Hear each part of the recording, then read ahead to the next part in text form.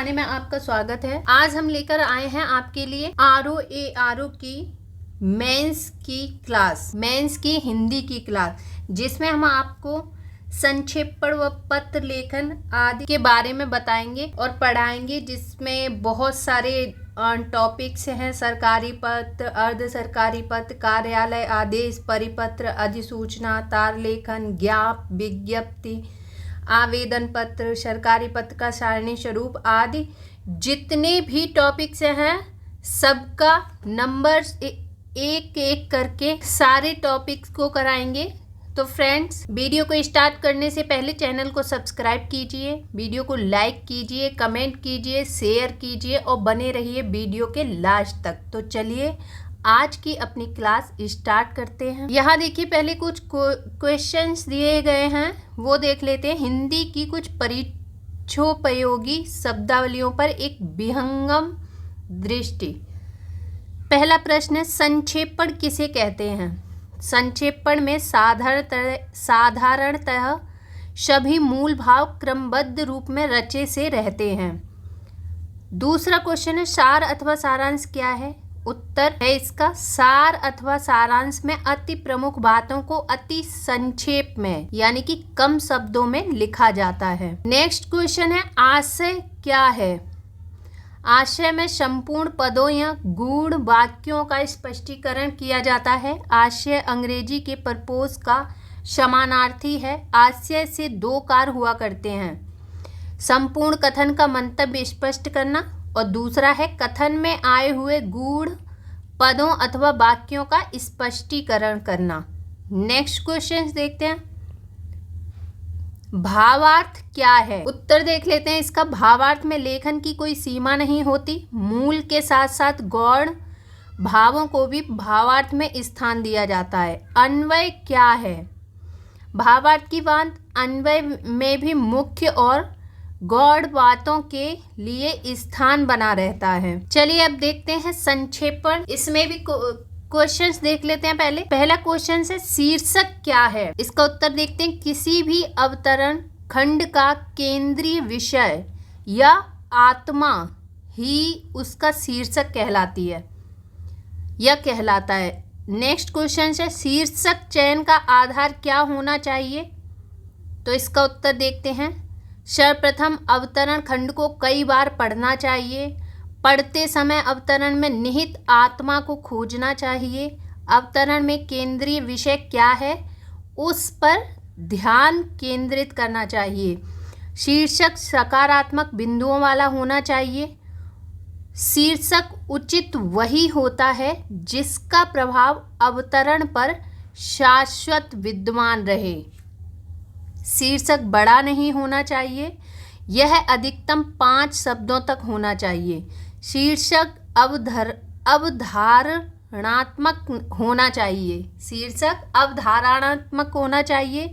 शीर्षक चयन के दौरान एक से अधिक सार्थक शीर्षक प्राप्त होने पर उन्हें अथवा करके लिखा जा सकता है। अब देखते हैं संक्षेपण की व्याख्या। संक्षेपण स्वयं एक पूर्ण रचना है जो मूल संदर्भ के अभाव को अनुभव नहीं होने देता है। पाश्चात्य विद्वान जेबीसी बर्नार्ड ने लिखा है, संक्षेपण किसी लिखित सामग्री के आधारभूत तथ्यों का सुनियोजित संक्षिप्त इतिवृत्त है। संक्षेपण किसी लिखित सामग्री के आधारभूत तथ्यों का सुनियोजित संक्षिप्त इतिवृत्त है। इस परिभाषा में आधारभूत तथ्य और सुनियोजित तथ्य विशेष रूप से ज्ञातव्य हैं। अर्थात संक्षेपण किसी विशाल लेख, ग्रंथ अथवा भाषण का लघु संस्करण है जो मूल तथ्यों को सुव्यवस्थित एवं सुनियोजित विधि से प्रस्तुत करता है। संक्षेपण के समानार्थी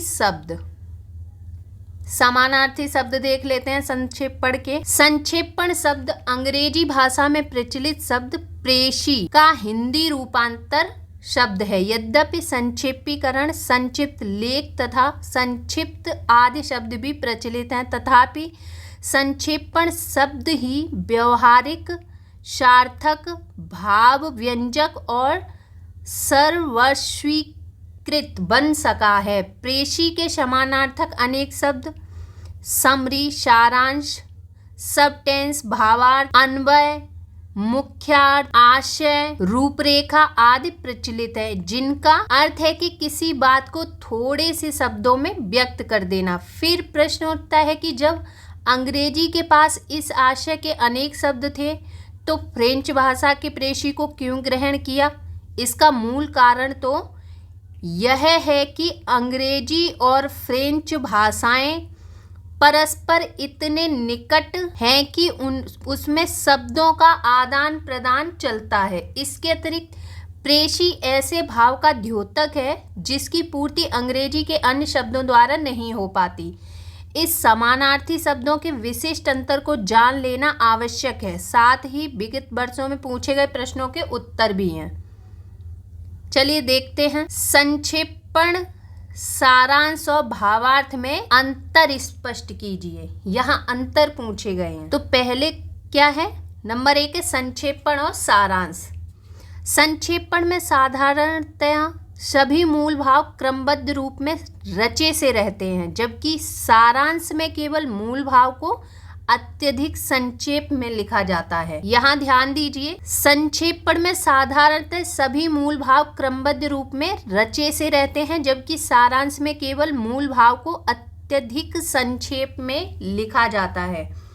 सारांश को किसी भाव के संक्षेपण का भी संक्षेपण कहा जाता है। चलिए आगे देखते हैं। संक्षेपण और भावार्थ। भावार्थ सारांश का विरोधी शब्द है। भावार्थ में लिखने की कोई सीमा नहीं होती। मूल के साथ साथ गौण भावों को भी भावार्थ में स्थान दिया जाता है। नेक्स्ट है संक्षेपण और अन्वय। भावार्थ की भांति अन्वय में भी मुख्य और गौण बातों के लिए स्थान बना रहता है, जबकि संक्षेपण में मूल भाव ही सुरक्षित रह पाता है। नेक्स्ट है संक्षेपण और मुख्यार्थ।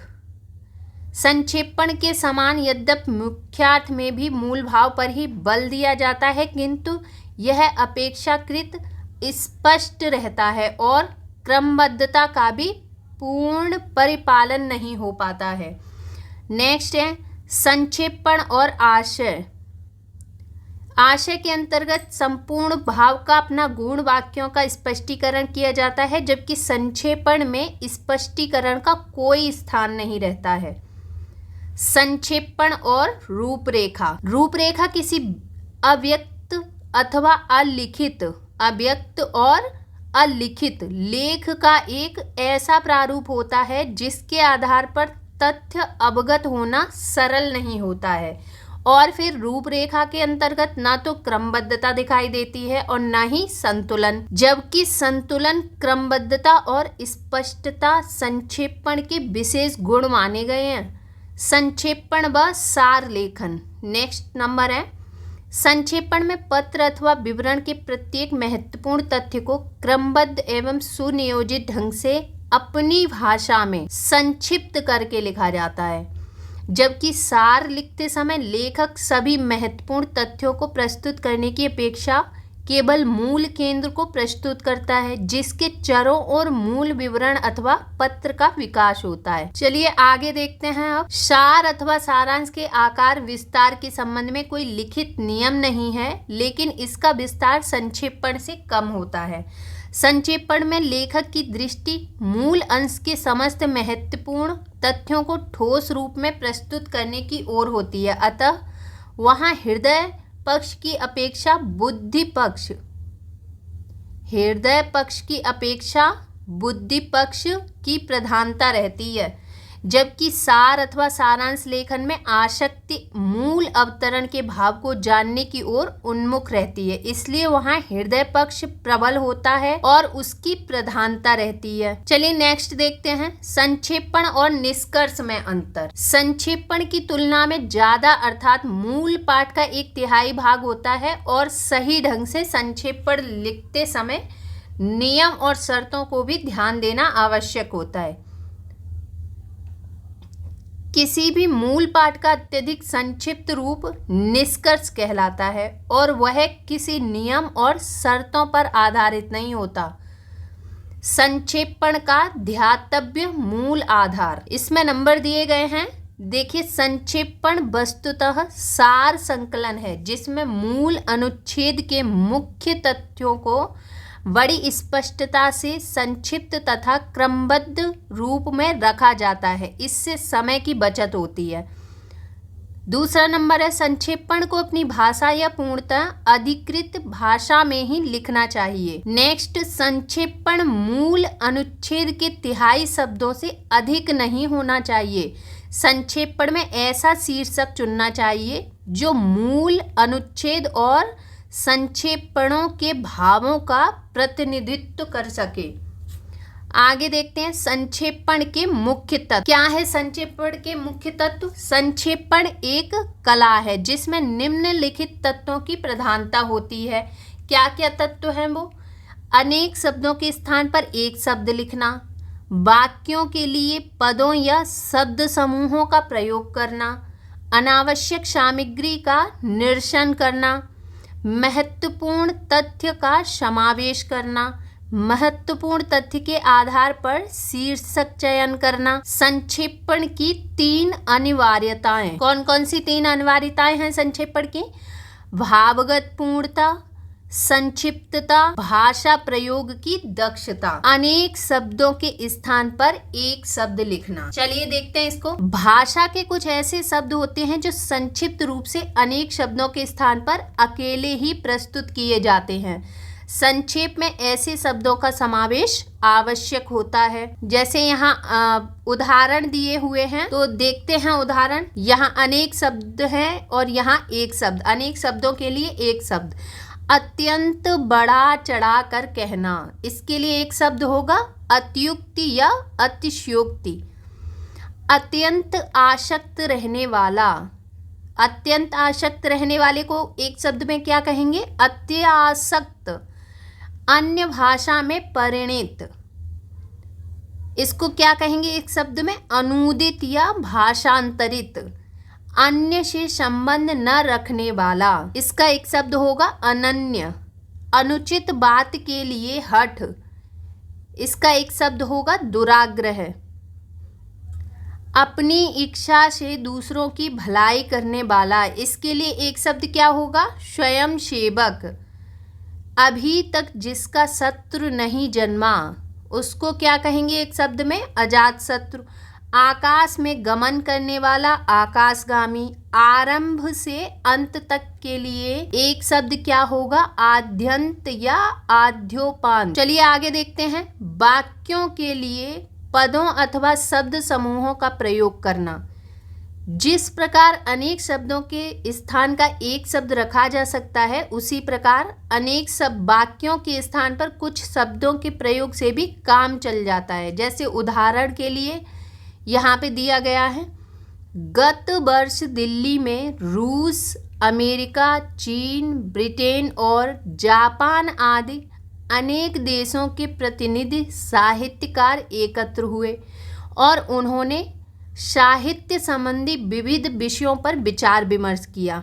इस बड़े वाक्य में प्रयुक्त अनेक शब्दों के स्थान पर कम शब्दों की सहायता से इस प्रकार लिखा जा सकता है। गत वर्ष दिल्ली में अंतर्राष्ट्रीय साहित्यकार सम्मेलन हुआ है।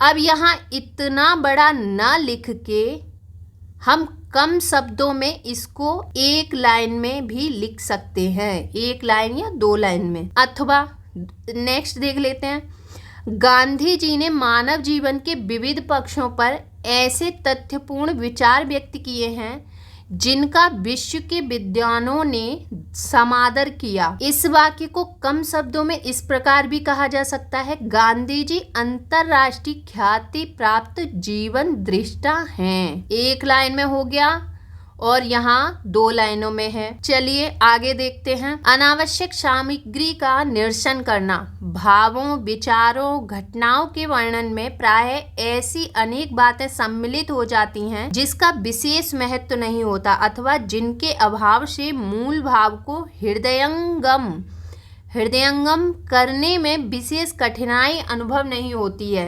ऐसी बातों या वर्णनों का संक्षेपण करते समय छोड़ दिया जाता है। जैसे उदाहरण के लिए देख लेते हैं, यहाँ एक उदाहरण दिया गया है। गांधी जी बाल्यावस्था में साधारण विद्यार्थी थे, पढ़ने में विशेष रुचि न लेते थे, खेलों में उन्हें अरुचि थी, अनुचित बातों को वह कभी नहीं मानते थे।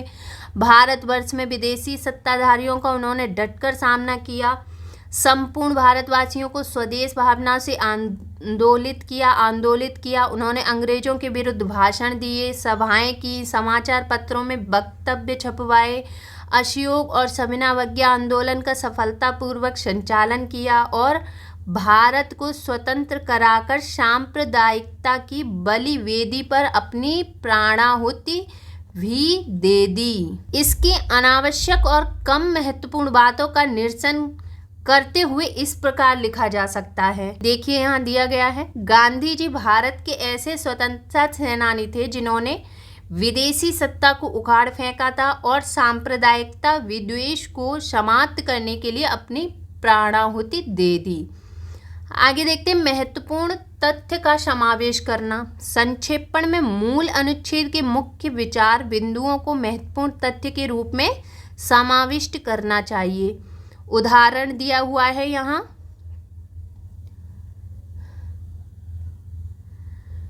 जीवन की सबसे करुण विडंबना यह है कि उपयुक्त पात्र को उपयुक्त वस्तु नहीं मिलती। जो बूंद सीपी में आकर मोती बनती है, यहाँ सीपी लिखा है, यहाँ आप इसको सीप भी बोल सकते हैं, वह ऊसर में गिरकर मलिन हो जाती है। निर्झर का जो जल भूमि के कोमल अंतर में अंकुश उगाता है, वह पाषाण की कठोर खाइयों में सूख जाता है। जो गंध प्राणों को पुलकित करती है, वह लू में झुलस जाती है। सृष्टि के शासक के ये कैसे अनुदार निर्णय हैं, इन पर कभी कभी सामान्य बुद्धि को भी तरस आता है, हंसी आती है। उक्त अनुच्छेद में महत्वपूर्ण तथ्य निम्नलिखित है। कौन कौन से महत्वपूर्ण थे उसमें? देखिए, सृष्टि के शासक के निर्णय में विषमता अधिक है। जीवन में आवश्यक चीजों की प्राप्ति नहीं हो पाती। सृष्टिगत संशय विधाता की विचित्रता है। संक्षेपण में उक्त महत्वपूर्ण तथ्यों का समावेश होना चाहिए। अब आगे देखते हैं, महत्वपूर्ण तथ्य के आधार पर शीर्षक चयन करना। मूल अनुच्छेद के पूर्ण महत्वपूर्ण तथ्य संकलित करने चाहिए, तत्पश्चात उनके आधार पर शीर्षक का चयन किया जाना चाहिए। शीर्षक ऐसा होना चाहिए जो मूल भावों का प्रतिनिधित्व करता हो। यहाँ भी उदाहरण दिया गया है, देखते हैं उदाहरण। काव्य का आनंद लोकोत्तर या अलौकिक माना जाता है। सांसारिक आनंद क्षणिक या सीमाबद्ध होता है। कुछ समय पश्चात आनंद की वह अनुभूति वैसी नहीं रह जाती जैसी प्रथम क्षण में हुई थी। संसार में पुत्रोत्पत्ति, धनागम, पदोन्नति ये ही आनंद के विशेष साधन माने गए हैं, पर देश काल के अंतर से ये भी क्षीण हो जाते हैं। काव्य का आनंद लोकोत्तर होता है। बार बार किसी मर्मस्पर्शी प्रसंग के पढ़ने पर भी या किसी दृश्य को देखने पर भी हृदय में उसके प्रति अनुराग नहीं आता, क्योंकि वह आनंद देशकाल और सीमा से परे है। राम वनवास के प्रसंग में ग्राम बंधुओं के प्रश्न पर सीता ने जिस शालीनता के साथ उत्तर दिया है, क्या त्रिकाल में भी वह पुराना पड़ सकता है? तथा सत्य हरिश्चंद्र नाटक देखकर नित्र अश्रुपात का कौन लोभ संवरण कर सकता है? उक्त मूल अनुच्छेद में मुख्य विचार या महत्वपूर्ण तथ्य अधोलिखित हैं। काव्य का आनंद अलौकिक माना जाता है और इसकी अनुभूति सर्वदा होती रहती है। सांसारिक आनंद क्षणिक होता है। काव्य के मर्मस्पर्शी प्रसंग के पढ़ने पर जो आनंद मिलता है वह देशकाल और सीमा से परे है, कभी पुराना नहीं पड़ सकता है। उक्त महत्वपूर्ण तथ्य के आधार पर मूल अनुच्छेद का शीर्षक है काव्यानंद। आगे देखते हैं, यहाँ प्रश्न दिया गया है, संक्षेपण की विशेषताएं बताते हुए संक्षेपण की प्रक्रिया पर प्रकाश डालिए अथवा संक्षेपण की विशेषताएं बताइए। चलिए उत्तर देखते हैं इसका। संक्षेपण की विशेषताएं। सभ्यता के साथ साथ व्यस्तता जैसे जैसे बढ़ती जा रही है, वैसे वैसे मानव के लिए जीवन के प्रत्येक क्षेत्र में संक्षिप्तता की स्थिति अपरिहार्य होती जा रही है। लिखने पढ़ने के क्षेत्र में संक्षेपण का महत्व भी उसी अनुपात में बढ़ रहा है। प्राय प्रत्येक कार्यकाल में संक्षेपण का व्यावहारिक प्रयोग किया जाता है। अच्छा संक्षेपण कार्यकुशलता में वृद्धि करता है। अच्छे संक्षेपण की निम्नांकित विशेषताएं अपरिहार्य मानी जाती हैं। कौन कौन सी विशेषताएं? आकार में संतुलन। संक्षेपण का आकार संतुलित होना चाहिए, अर्थात संक्षेपण न अत्यंत छोटा हो न आवश्यकता से बड़ा हो। प्राय संक्षेपण मूल का 1/3 या 1/4 होता है। असाधारण स्थितियों में संक्षेपण मूल का 1/2 या 3/4 भी हो सकता है। प्रत्येक स्थिति में निर्दिष्ट शब्द संख्या अथवा आकार का पूरा ध्यान रखना आवश्यक है। नेक्स्ट देखते हैं परिपूर्णता। संक्षेपण करते समय मूल सामग्री से मुख्य तथ्यों का चयन इस प्रकार करना चाहिए कि संक्षेपण पूर्ण प्रतीत हो। न तो मूल का कोई आवश्यक अंश छूटने पाए और न संक्षेपणकर्ता अपनी ओर से उसमें कुछ जोड़े। नेक्स्ट देखते हैं विचारों की स्पष्टता। जिस मूल अवतरण का संक्षेप करना हो उसके भावों या विचारों का पूर्ण रूप से अनुसरण करना चाहिए। मूल के विचारों में परिवर्तन अवांछनीय समझा जाता है। यदि मूल में कोई मूर्खतापूर्ण बात भी लिखी है तो संक्षेप में उसमें सुधार नहीं करना चाहिए, अर्थात वैचारिक दृष्टि से संक्षेपण का परिशुद्ध होना आवश्यक है। आगे देखते हैं भाषा परिवर्तन। संक्षेपण की भाषा सरल और शुद्ध होनी चाहिए। यथाशक्ति मूल की भाषा नहीं लेनी चाहिए। संक्षेपक को चाहिए कि वह अपनी भाषा का प्रयोग करें। भाषा परिवर्तन के शब्दों, मुहावरों, वाक्य रचना, अलंकार योजना आदि में भी परिवर्तन आवश्यक है, किंतु यह परिवर्तन संक्षिप्त और सरलता को दृष्टि में रखकर ही करना चाहिए। सबसे महत्वपूर्ण बात यह है कि भाषा स्वाभाविक रहे, कृत्रिम और श्रमसाध्य न हो। आगे देखें सुबोधता। संक्षेपण का सुबोध होना अत्यंत आवश्यक है। जो संक्षेपण मूल भाव को जितना ही सुबोध बना सकेगा वह संक्षेपण उतना ही उत्तम माना जाएगा। सुसंबद्धता। संक्षेपण के विचारों और भावों में सुसंबद्धता होनी चाहिए। प्रत्येक वाक्य क्रमबद्ध होना चाहिए। मूल सामग्री का संक्षिप्त रूप में सुगठित और संश्लिष्ट होना आवश्यक है। आगे देखते हैं क्रमबद्धता। संक्षेपण करते समय विचारों और भावों में वही क्रम होना चाहिए जो मूल सामग्री में हो। विचार क्रम में परिवर्तन तब तक न किया जाए जब तक अनिवार्य आवश्यकता न प्रतीत हो। चलिए नेक्स्ट क्वेश्चन देखते हैं। नेक्स्ट क्वेश्चन है संक्षेपण संबंधी सावधानियों का उल्लेख कीजिए। उत्तर देखते हैं इसका। संक्षेपण संबंधी सावधानियां।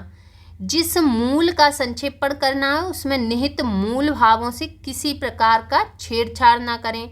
संक्षेपणकर्ता को संक्षेपण के संबंध में किसी प्रकार की टीका, टिप्पणी, आलोचना, प्रत्यालोचना करने से बचना चाहिए। संक्षेपणकर्ता को यह विशेष ध्यान देना चाहिए कि संक्षेपण के मूल भाव की तारतम्यता भंग न हो। संक्षेपण के सारे वाक्य व्याकरणिक नियमों के अनुसार एक क्रम में सही लिखे गए हों। आदर्श संक्षेपण के लिए शीर्षक चयन एक अनिवार्य शर्त है। संक्षेपण के दौरान शैलीगत अलंकृतता से बचना चाहिए। अप्रासंगिक बातों व उद्धरणों से बचना चाहिए। संक्षेपण में विशेषण और क्रिया विशेषण का प्रयोग न करें। संक्षेपण में उत्तम पुरुष व मध्यम पुरुष के प्रयोग से बचना चाहिए। संक्षेपण में लंबे वाक्यों या वाक्य खंडों के प्रयोग से बचना चाहिए। मूल में जहाँ पुनरुक्तियाँ हों उसे हटा देना चाहिए। कर्मवाच्य के स्थान पर कृत्यवाच्य का प्रयोग करें। समुच्चय बोधक शब्दों में वाक्य का प्रारंभ न करें। मुहावरों, लोकोक्तियों, कहावतों और विशिष्ट शब्दावलियों के प्रयोग से बचना चाहिए। संक्षेपण में मूल अवतरण की कोई बात छूटनी नहीं चाहिए। संक्षेपण में अपने भावों और विचारों को प्रकट करने के लिए मेरे विचार में, मेरे मतानुसार जैसे वाक्यों का प्रयोग नहीं करना चाहिए। संक्षेपण में स्पष्टता होनी चाहिए। द्विअर्थक भाषा के प्रयोग से बचना चाहिए। नेक्स्ट क्वेश्चन है, संक्षेपण करने की प्रक्रिया का उल्लेख कीजिए। इसका उत्तर है संक्षेपण करने की प्रक्रिया। संक्षेपण करते समय निम्नलिखित प्रक्रिया का अनुसरण करने से संक्षेपण कार्य सरल और सुंदर हो जाता है। नंबर 1, ध्यानपूर्वक पाठन। जिस मूल सामग्री का संक्षेपण करना हो उसे ध्यानपूर्वक पढ़ना चाहिए। यदि एक बार में समझ न आए तो अनेक बार और तब तक पढ़ते रहना चाहिए जब तक उसका संपूर्ण भावार्थ प्रकट न हो जाए। प्रारंभिक अवस्था में कम से कम 3 या 4 बार तो अवश्य पढ़ना चाहिए। नंबर 2, रेखांकन। मूल सामग्री स्पष्ट रूप से समझ में आने के पश्चात उन आवश्यक खंडों, भावों, विचारों या शब्दों को रेखांकित कर लेना चाहिए जिनका मूल भाव से प्रत्यक्ष संबंध हो। कोई भी आवश्यक तथ्य किसी स्थिति में छूटना नहीं चाहिए। नंबर 3, प्रथम प्रारूप।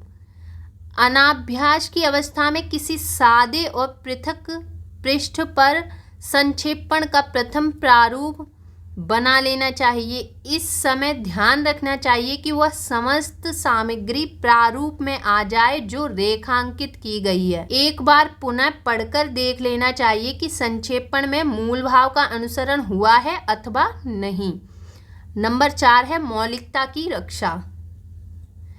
यह नहीं विस्मरण करना चाहिए कि संक्षेपण मूल का संक्षिप्त रूप है। संक्षेपक को उसकी आलोचना, टीका टिप्पणी करने का किसी प्रकार का भी अधिकार नहीं है। न तो संक्षेपक को उसमें अपनी ओर से कुछ जोड़ना चाहिए और न किसी प्रकार का भावगत संशोधन ही करना चाहिए। यह सदैव ध्यान रखना चाहिए कि संक्षेपण में मूल विचारों या भावों का संरक्षण अपेक्षित है, अतिरिक्त बातों का नहीं। नंबर 5 है, प्रथम आकार निर्धारण। प्रथम प्रारूप तैयार हो जाने पर शब्दों की गिनती कर लेनी चाहिए, क्योंकि प्रायः परीक्षाओं में शब्दों की संख्या निर्धारित कर दी जाती है। यदि निर्धारित संख्या से शब्द कम या अधिक हो तो ठीक कर लेना चाहिए।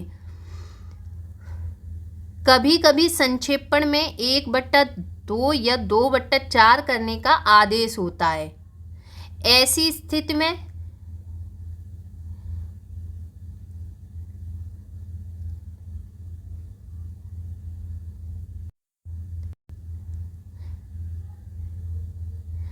एक सही 2 या एक सही 4।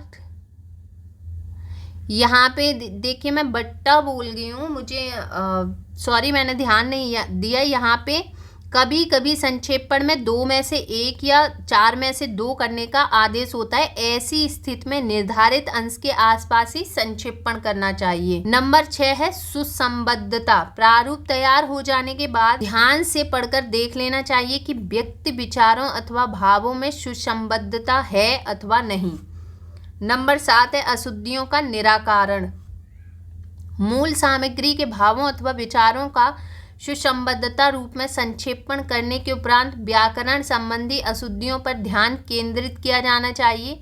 वर्तनी, वाक्य विन्यास, समास, विराम चिन्हों आदि की यदि कोई अशुद्धि रह गई हो तो तत्क्षण ठीक कर लेना चाहिए। नंबर 8 है, शीर्षक निर्धारण। मूल विषय को भलीभांति हृदयंगम करने के उपरांत उपर्युक्त शीर्षक सोचना चाहिए। शीर्षक निर्धारण करते समय ध्यान रहे कि शीर्षक मूल भाव पर प्रकाश डालता हो। नंबर है 9, शब्द संख्या उल्लेख। शीर्षक निर्धारण करने के उपरांत यदि निर्धारित शब्द संख्या शीर्षक के निकट कोष्टक में लिखें तो अच्छा रहेगा। 10 नंबर है, प्रारूप स्थानांतरण। प्रारूप स्थानांतरण देख लेते हैं। संक्षेप को अंतिम रूप प्रदान करने के उपरांत उस स्थान पर लिखना चाहिए जहां आवश्यक हो। यदि पृथक पृष्ठ पर लिखा हो तो उतारने के उपरांत उसे फाड़ देना चाहिए, जैसा कि परीक्षा में संभव नहीं है।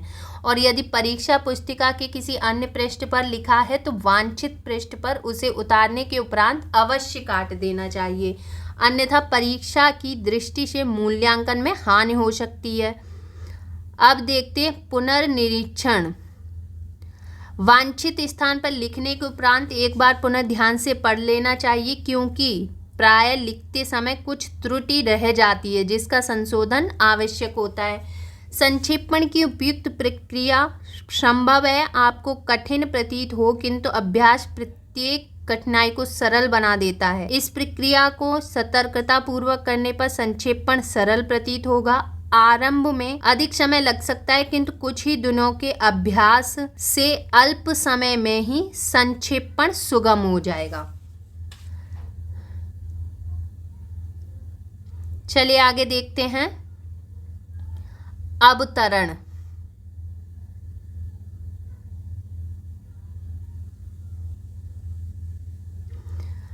भारत में अपना समाजशास्त्र रचने की आवश्यकता है। पश्चिम का समाजशास्त्र जिस मानव केंद्रित सामाजिकता और उसकी आधारभूत समता की बात करता है वह किंचित अपर्याप्त है। मनुष्य तक ही जीवन की सीमा नहीं है। मनुष्य जब अपने आसपास के चराचर जीवन के साथ ओतप्रोत है, आसपास की छत से जब उसकी भी छत होती है तो उसका दायित्व तो बढ़ जाता है। यह सही है कि जिस प्रकार की तर्क प्रज्ञा मनुष्य को प्राप्त है वह अन्य प्राणी को नहीं, पर उस अन्य को भी कुछ ऐसा प्राप्त है जो मनुष्य को नहीं, और उस अप्राप्त के प्रति मनुष्य को श्रद्धा होनी चाहिए।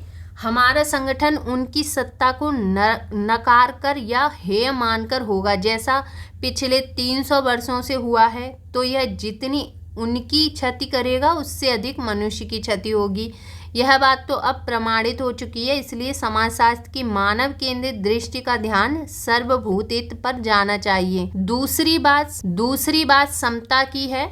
सम शब्द का व्युत्पत्ति से प्राप्त अर्थ जो सत मात्रो अर्थात शुद्ध सत्ता हो, इसलिए समता को अर्थात शुद्ध समता को सर्वत्र देखना। समता इस प्रकार एकत्व है, एकत्व बुद्धि है, बराबर नहीं है, क्योंकि पृथकत्व के बिना बराबरी की बात ही नहीं सोची जा सकती। दो वस्तुएं अलग होंगी तभी वे बराबर या गैर बराबर दिखेंगी। जब एक हैं तो फिर बराबरी या गैर बराबरी का कोई सवाल ही नहीं उठता। चलिए नीचे देखते हैं। प्रस्तुत गद्यांश के लिए उचित शीर्षक दीजिए। अभी जो हम पढ़ रहे थे वो एक गद्यांश है, उसके लिए अब शीर्षक दीजिए। शीर्षक है नवीन भारतीय समाजशास्त्र। ख है उपर्युक्त गद्यांश का संक्षेपण कीजिए। अब इसको संक्षेपण कीजिए, देखते हैं कैसे किया है संक्षेपण। नवीन भारतीय समाजशास्त्र की रचना आज आवश्यक हो गई है, क्योंकि पाश्चात्य समाजशास्त्र केवल मानव केंद्रित है। समाज में रहते हुए मनुष्य अपने आसपास के पर्यावरण से प्रभावित होता रहता है। ऐसे में अपने आसपास के चर अचर जीवन की उपेक्षा नहीं की जा सकती। अतः नवीन समाजशास्त्र सबके हित तथा समता पर केंद्रित होना चाहिए। बौद्धिक स्तर पर क्षमता के साथ व्यवहारिक स्तर पर अलगाव भी आवश्यक है, तभी समता और विषमता का निर्धारण किया जा सकता है। अब देखते हैं अवतरण। लोभियों का दमन योगियों के दमन से किसी प्रकार कम नहीं होता है। लोभ के बल से वे काम और क्रोध को जीतते हैं, सुख की वासना का त्याग करते हैं, मान अपमान में समान भाव रखते हैं। अब और चाहिए क्या, जिससे वे कुछ पाने की आशा रखते हैं। वह यदि उन्हें 10 गालियां भी देता है तो उनकी आकृति पर न रोष का कोई चिन्ह प्रकट होता है और न मन में ग्लानि होती है। न उन्हें मक्खी चूसने में घृणा होती है और न रक्त चूसने में दया।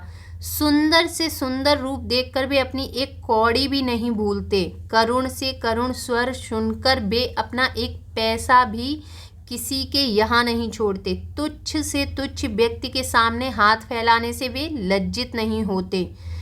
क्रोध, दया, घृणा, लज्जा आदि करने से क्या मिलता है कि वे करने जाएं जिस बात से उन्हें कुछ मिलता नहीं, जबकि उसके लिए उनके मन के किसी कोने में जगह नहीं होती।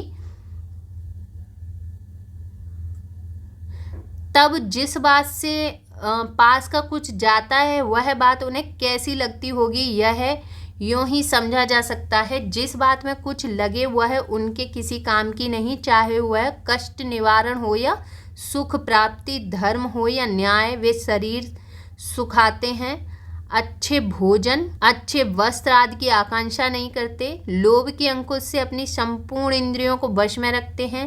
लोभियों, तुम्हारा अक्रोध, तुम्हारा इंद्रिय निग्रह, तुम्हारा मानापमान क्षमता, तुम्हारा तप अनुकरणीय है, तुम्हारी निष्ठुरता, तुम्हारी निर्लज्जता, तुम्हारा अविवेक, तुम्हारा अन्याय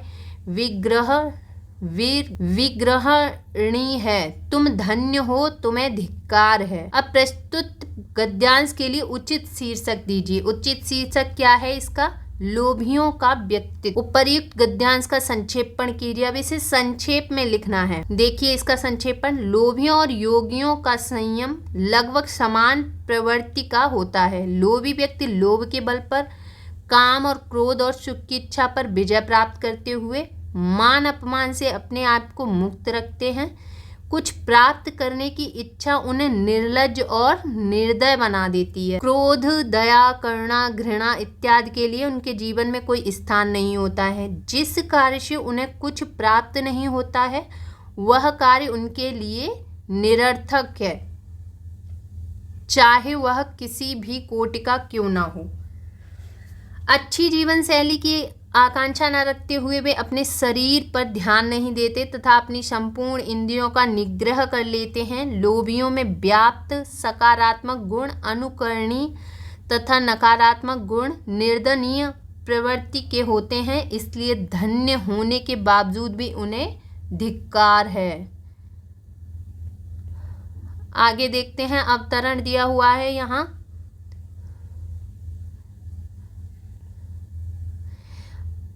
देखिए इसको। विद्वानों का मानना है कि राजनीति ने भाषा को भ्रष्ट कर दिया है। शब्दों से उनके सही अर्थ छीनकर उन्हें छद्म अर्थ पहना दिए हैं। संसद, संविधान, कानून, जनहित, न्याय, अधिकार, साक्ष्य, जांच जैसे ढेरों शब्द अपना असली अर्थ खोकर बदशक्ल हो चुके हैं। शब्द भले ही अच्छा या बुरा कोई भी अर्थ प्रकट करता हो, जब अपना असली अर्थ खो देता है तो वह बदशक्ल हो जाता है। भाषा का भ्रंश अंततः सामाजिक मानवीय मूल्यों का भ्रंश है। कल्पना कीजिए कि एक मनुष्य दूसरे मनुष्य से जो कहे उसका वही अर्थ ना हो जो भाषा प्रकट करती है, या ऐसे अनुभवों की पुनरावृत्ति के कारण दूसरा व्यक्ति उसे सही अर्थ में न लेकर उसमें अनर्थ या अन्य अर्थ खोजने लगे तो क्या होगा? यह मनुष्य का मनुष्य पर से विश्वास उठने का मामला है, जो सामाजिक विशृंखलता का पहला और अंतिम चरण है। पहला इसलिए कि भाषा को मनुष्य ने परस्पर संवाद और सही संप्रेषण के लिए गढ़ा है, और अंतिम इसलिए कि आगे चलकर मनुष्य का कर्म भी भाषा के मूल अर्थ का नहीं उसके भ्रंश का रूप ले लेता है। यह इस तरह होता है कि छद्म अर्थ का वहन करते करते भाषा अंततः हमारे कर्म को ही छद्म में बदल देती है। क्या हम भाषा को भ्रष्ट करने की परिणति राजनीतिक और सामाजिक जीवन के चरम पतन में नहीं देख रहे? चलिए यहाँ पे देखते हैं। प्रस्तुत गद्यांश के लिए उचित शीर्षक दीजिए। इसका उचित शीर्षक क्या होगा? भाषा का भ्रंश। उपर्युक्त गद्यांश का संक्षेपण कीजिए। चलिए संक्षेपण करते हैं। भाषा को भ्रष्ट करने में राजनीति की अहम भूमिका है। यह क्षेत्रीय शब्दों के दोहरे अर्थ पैदा करके उनकी गरिमा को नष्ट करती है। सामाजिक व मानवीय मूल्यों की भाषा यदि नष्ट होती है तो वह परस्पर विश्वास को भी खंडित करती है। भाषा मानव संप्रेषण का अनिवार्य एवं सशक्त माध्यम है। भाषा का छद्म रूप मानव जाति को चरम पतन की ओर ले जाएगा। अब नेक्स्ट अवतरण देखते हैं। जीवन को उसकी समग्रता में सोचना और जीवन को एक खास इरादे से सोचना दो अलग तरह की तैयारियां, और इस माने में साहित्य जब भी राजनीति की तरह भाषा का एक तरफा या एकहरा प्रयोग करता है वह अपनी मूल शक्ति को सीमित या कुंठित करता है। राजनीति के मुहावरे में बोलते समय हम एक ऐसे वर्ग की भाषा बोल रहे होते हैं, जिसके लिए भाषा प्रमुख चीज़ नहीं है, वह भाषा का दूसरे या तीसरे दर्जे का इस्तेमाल है। वह एक खास मकसद तक पहुंचने का साधन मात्र है। उसे भाषा की सामर्थ्य प्रामाणिकता या सच्चाई में उस तरह दिलचस्पी नहीं रहती जिस तरह साहित्य को। उसकी भाषा प्रचार, प्रमुख, रेटारिकल और नकली व्यक्तित्व की भाषा हो सकती है, क्योंकि राजनीति के लिए भाषा एक व्यवहारिक और कामचलाऊ चीज़ है, जबकि साहित्यकार के लिए भाषा उस जिंदगी की सच्चाई का जीता जागता हिस्सा है जिसे वह राजनीति, व्यावसायिक, व्यवहारिक या स्वार्थों की हिंसा, तोड़-फोड़ और प्रदूषण से बचा करके उसकी मूल गरिमा और शक्ति में स्थापित या पुनर्स्थापित करना चाहता है। साहित्य का काम अपनी पहचान को राजनीति की भाषा में खो देना नहीं, बल्कि उस भाषा के छद्म से अपने को लगभग बेगाना करके अकेला कर लेना है, एक सत्य की तरह अकेला कि राजनीति के लिए जरूरी हो जाए कि वह बार बार अपनी प्रामाणिकता और सच्चाई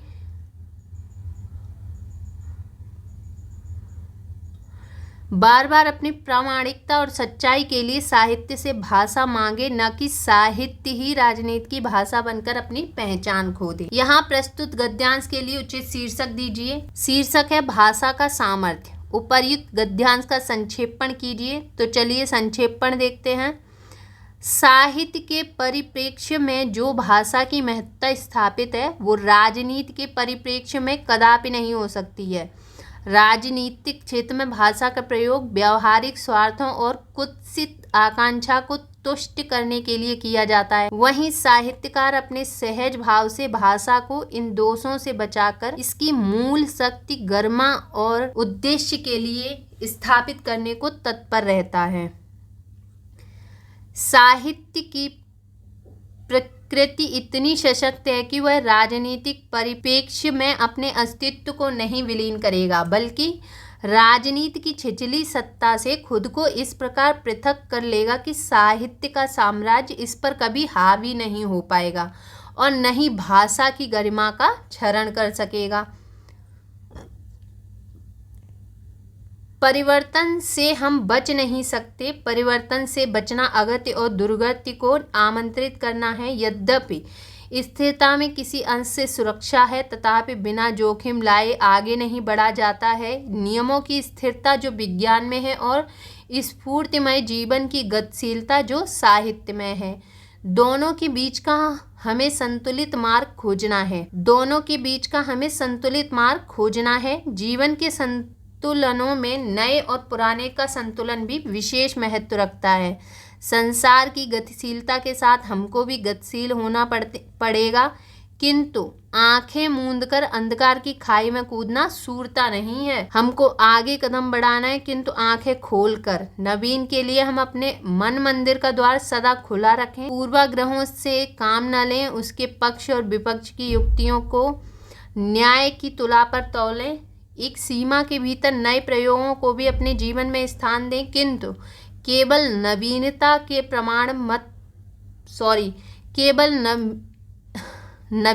के प्रमाण पत्र मात्र से संतुष्ट न हो जाएं।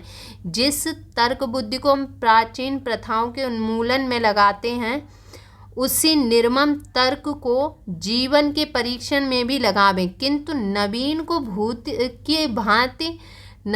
भूत की भांति भय का कारण न बनाएं। प्रस्तुत गद्यांश को उचित शीर्षक दीजिए। शीर्षक क्या है? परिवर्तन और संतुलन। प्रस्तुत गद्यांश का संक्षेपण कीजिए। चलिए संक्षेपण करते हैं। परिवर्तन से बचना संभव नहीं है, इससे बचना अगति तथा दुर्गति होगी। यद्यपि स्थिरता में किसी अंश से सुरक्षा है, फिर भी आगे बढ़ने हेतु जोखिम लेना पड़ेगा। ऐसे में स्थिरता तथा गति के मध्य संतुलन अनिवार्य हो जाता है। जीवन के क्षेत्र में भी ऐसे ही संतुलन की आवश्यकता है। प्रगति के पथ पर आगे बढ़ते हुए पूर्वाग्रहों से मुक्त होकर विवेकपूर्ण निर्णय लेना चाहिए तथा नवीनता को ग्रहण करने से पूर्व उसे तर्क बुद्धि द्वारा प्रमाणित कर लेना चाहिए। अतः नवीनता को स्वीकार करें, इसे भय का कारण न बनाएं। चलिए आगे देखते हैं अवतरण। बहुत सारे अवतरण दिए हुए हैं यहाँ पे। शारीरिक श्रम से मनुष्य को संतोष तो मिलता ही है, उसका शरीर भी स्वस्थ रहता है। श्रम से उसकी मांसपेशियां सुदृढ़ हो जाती हैं। जो लोग श्रम नहीं करते, आलसी बने पड़े रहते हैं, उनका भोजन भी नहीं पचता और उनके शरीर को अनेक व्याधियां घेरे रहती हैं। शारीरिक श्रम हर एक व्यक्ति के लिए आवश्यक है। शारीरिक श्रम करने वाले लोग दीर्घजीवी होते हैं। शारीरिक श्रम के साथ साथ मानसिक श्रम करने का बौद्धिक विकास होता है। वह गंभीर से गंभीर तथ्य सहज ही ग्रहण कर लेता है। विषम परिस्थितियां उत्पन्न हो जाने पर भी घबराता नहीं, बल्कि साहस से उनका सामना कर लेता है। वह हर एक समस्या का आसानी से समाधान कर लेता है। मानसिक श्रम के महत्व को समझकर हमारे ऋषि मुनि चिंतन में लीन रहते थे और उसके लिए लोगों को उत्साहित करते थे। हमारा उपनिषद साहित्य हमारे मानसिक श्रम का ही परिणाम है। चलिए ऊपर लिखित गद्यांश का शीर्षक लिखिए। शीर्षक क्या है इसका? शारीरिक एवं मानसिक श्रम के लाभ व महत्व। ऊपर लिखित गद्यांश का संक्षेपण कीजिए। संक्षेपण देखते हैं इसका। शारीरिक एवं मानसिक श्रम का मनुष्य के जीवन में अत्यधिक महत्व है। जहाँ एक ओर शारीरिक श्रम मनुष्य की मांसपेशियों की मजबूती प्रदान करता है, वहीं दूसरी तरफ अपच एवं अनेक शारीरिक समस्याओं से स्वस्थ शरीर को और दीर्घायु बनाता है। वहीं मानसिक श्रम मनुष्य को कठिन स्थितियों का सामना करना तथा गंभीरता, सहजता, बौद्धिकता जैसे गुणों को विकसित करता है। मानसिक श्रम की महत्ता एवं चिंतनशीलता का ज्ञान हमारे ऋषि मुनियों को था। परिणाम स्वरूप हमारा उपनिषद साहित्य हमारे समक्ष उपस्थित है। चलिए आगे देखते हैं।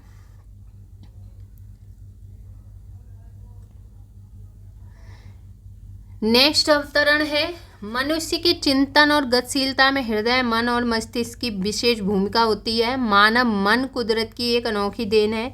सोचने विचारने की शक्ति को अपनी पूंजी मानकर चलें। भले ही जीवन में कैसे भी उतार चढ़ाव क्यों ना आए, चिंतन ही प्रगति है। चिंतन से रहित होना किसी व्यक्ति, संस्था और देश के लिए विनाशकारी होता है। चिंतन या विचार से जीवन में सक्रियता आती है। बिना सक्रियता वाला ज्ञान बेकार और बेमानी है। ज्ञान के साथ सक्रियता भी हो तो खुशहाली आती है। इसमें कोई शक नहीं है कि हर इंसान के दिमाग में सृजनशीलता के बीज मौजूद होते हैं, किंतु उन्हें अंकुरित और अभिव्यक्त करने के लिए दृढ़ संकल्प से प्रयास करना पड़ता है। प्रत्येक इंसान सृजनशील है। हर मन में जिज्ञासा होती है और हमें चाहिए कि जब कोई बच्चा प्रश्न करे तो हम उसकी जिज्ञासा को शांत कर उसका ज्ञान वर्धन करें। शिक्षक और माता पिता की यह बुनियादी जिम्मेदारी है। यदि बचपन में ही ऐसा किया जाए तो सृजनशीलता पोषित होगी और बच्चों का बौद्धिक विकास होगा। सृजनशीलता मानव चिंतन का आधार है। चाहे कितनी ही गति और स्मृति देने वाला कंप्यूटर विकसित हो जाए, मानव चिंतन का स्थान हमेशा सबसे ऊपर रहेगा। प्रस्तुत गद्यांश का उचित शीर्षक दीजिए। शीर्षक है सृजनात्मक चिंतन। प्रस्तुत गद्यांशों का सारांश लिखिए। सारांश देखिए, देखते हैं यहाँ संक्षेपण। चिंतनशील मन सृजनात्मक व सक्रिय होता है। जो देश, व्यक्ति, संस्था की प्रगति का आधार बनता है, इसका बुनियादी पोषण बचपन में ही करना चाहिए ताकि बौद्धिक विकास हो सके।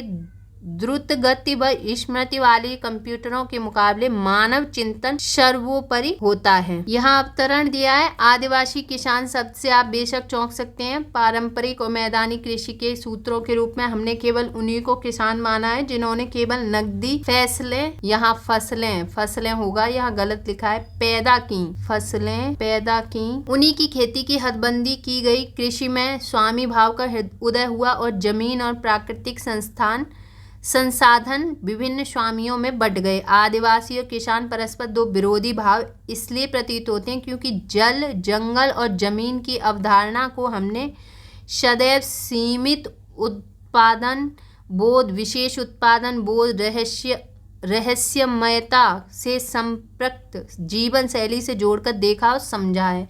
जहां मैदानी इलाकों के किसानों ने अपनी मृदा संपदा का बहुविध और सुनियोजित दोहन किया, वहीं आदिवासी कृषि सामुदायिक भावना से युक्त जीवनदात्री माँ के समान बनी रही। उन्होंने जल, जंगल और जमीन का संतुलित और आवश्यकता के अनुरूप उपयोग किया और उसकी समृद्धि और संरक्षण के प्रति भी सचेष्ट रहे। साहचर्य का यह रूप जितना ही संयमित था उतना ही अनूठा। वे प्रकृति से इस तरह संबद्ध रहे कि एक दूसरे के बिना उनके जीवन की कल्पना ही असंभव थी। उपर्युक्त गद्यांश का उचित शीर्षक दीजिए। शीर्षक है मैदानी किसान बनाम आदिवासी किसान। इसका सारांश होगा प्रस्तुत गद्यांश का संक्षेपण लिखिए। क्या है? भारत एक कृषि प्रधान देश है। यहाँ पर किसान केवल उन्हीं को माना गया जिन्होंने नकदी फसलें पैदा की। मैदानी किसानों ने थोड़े से आर्थिक लाभ के लिए प्राकृतिक संसाधनों का दोहन अत्यधिक और अनुचित तरह से किया, जिसके परिणाम स्वरूप पर्यावरण में असंतुलन की स्थिति उत्पन्न हो गई। आदिवासी किसानों की सामुदायिक भावनायुक्त रहस्यपूर्ण ढंग से जीवन शैली रही है। वे जल, जंगल और जमीन को का संतुलित और आवश्यकता अनुसार उपभोग के साथ साथ उसकी समृद्धि और संरक्षण के प्रति भी सचेत रहे, इसलिए ही वे एक दूसरे के पूरक रहे हैं। नेक्स्ट अब तरफ प्रबुद्ध मानव और अन्य प्राणियों में सबसे बड़ा अंतर है मानव की वह क्षमता जिससे उसने भाषा का विकास किया है। भाषा की आवश्यकता इस बात से स्पष्ट होती है कि बिना उसके मानव का कोई भी काम सरलता से संभव नहीं है। इस भाषा को वह अनेक तरह से आवश्यकता अनुसार प्रयोग में लाता है। इसलिए जब हम बातचीत के लिए भाषा का प्रयोग करते हैं तो वह भाषा सामान्य भाषा कहलाती है। जब हम इसका प्रयोग कविता, कहानी, नाटक, उपन्यास आदि लिखने में करते हैं तो उसे साहित्यिक भाषा कहते हैं। जब हम वैज्ञानिक या तकनीकी विषयों के बारे में जानने के लिए भाषा को माध्यम बनाते हैं तब उस भाषा को वैज्ञानिक या तकनीकी भाषा कहते हैं। अब यहाँ दिया गया है प्रस्तुत गद्यावतरण का उपर्युक्त शीर्षक लिखिए। शीर्षक क्या है? भाषा। प्रस्तुत अवतरण का संक्षेपण लिखिए। अब संक्षेपण देख लेते हैं क्या है इसका। संक्षेपण का मतलब होता है कि ज़्यादा को कम करके लिखना। जैसे आप देख रहे हो कि अवतरण में कितने ज़्यादा बताया गया है और संक्षेपण में संक्षेप में लिख दिया गया है। तो चलिए संक्षेप पर देखते। प्रबुद्ध मानव व अन्य प्राणियों में मूलभूत अंतर भाषा का ज्ञान है। इसी कारण वह विभिन्न कार्यों के लिए भिन्न भिन्न भाषा का प्रयोग करता है। जैसे बातचीत के लिए सामान्य भाषा, साहित्य के लिए साहित्यिक भाषा, वैज्ञानिक या तकनीकी विषयों के लिए तकनीकी भाषा का प्रयोग करता है। अब नेक्स्ट देखते हैं। श्रद्धा एक सामाजिक भाव है। इससे अपनी श्रद्धा के बदले में हम श्रद्धेय से अपने लिए कोई बात नहीं चाहते। श्रद्धा धारण करते हुए अपने को उस समाज में समझते हैं जिसके किसी अंश पर चाहे हम व्यष्टि रूप में उनके अंतर्गत भी हों, जानबूझकर उसने कोई शुभ प्रभाव डाला। श्रद्धा स्वयं ऐसे कामों के प्रतिकार में होती है जिसका शुभ प्रभाव अकेले हम पर ही नहीं बल्कि सारे मनुष्य समाज पर पड़ सकता है। श्रद्धा एक ऐसी आनंदपूर्वक कृतज्ञता है जिसे हम केवल समाज में प्रतिनिधि रूप में प्रकट करते हैं। सदाचार पर श्रद्धा और अत्याचार पर क्रोध या घृणा प्रकट करने के लिए समाज ने प्रत्येक व्यक्ति को प्रतिनिधित्व प्रदान कर रखा है। यह काम उसने इतना भारी समझा है कि उसका भार सारे मनुष्यों को बांट दिया है। दो चार मानवीय लोगों के ही सर पर नहीं छोड़ रखा है। जिस समाज में सदाचार पर श्रद्धा और अत्याचार पर क्रोध प्रकट करने के लिए जितने ही अधिक लोग तत्पर पाए जाएंगे उतना ही वह समाज जागृत समझा जाएगा। अब चलिए इसका शीर्षक देखते हैं। शीर्षक क्या है इसका? श्रद्धा। और संक्षेपण क्या है? संक्षेपण है जब श्रद्धेय के कर्मों से कोई अभिभूत होता है तो श्रद्धा उत्पन्न होती है। यह एक आनंदपूर्ण कृतज्ञता है जिसे समाज में सदाचार पर श्रद्धा और अत्याचार पर घृणा प्रकट करने के लिए सामाजिक जागरण होगा, वह समाज उतना ही उत्तम होगा। जिस समाज में सदाचार पर श्रद्धा और अत्याचार पर घृणा प्रकट करने के लिए सामाजिक जागरण होगा, वह समाज उतना ही उत्तम होगा। चलिए आगे देखते हैं। नेक्स्ट है, माना कि साहित्य से आनंद आता है, लेकिन किस तरह का आनंद आता है? उससे आपके कर्ममय जीवन पर किस तरह का प्रभाव पड़ता है, किस तरह के संस्कार आपके मन में बनते बिगड़ते हैं, ये तमाम समस्याएं साहित्य शास्त्र की ही समस्याएं हैं। इन समस्याओं के उठते ही साहित्य शास्त्री दो खेमों में बटे हुए दिखाई देते हैं। एक खेमे में वे हैं जो आनंद की परिणति आनंद ही में मानते हैं। वे साहित्य के प्रभाव से बनने बिगड़ने वाले संस्कारों, मनुष्य के कर्ममय जीवन पर, साहित्य की प्रक्रिया पर विचार करना आवश्यक नहीं समझते। दूसरे खेमे में वे हैं जो साहित्य को शुद्ध आनंद रूप नहीं मानते, वरन मनुष्य जीवन में उसके प्रभाव पर भी विचार करते हैं, यानी उसकी उपयोगिता भी स्वीकार करते हैं। पहले खेमे में तमाम भाववादी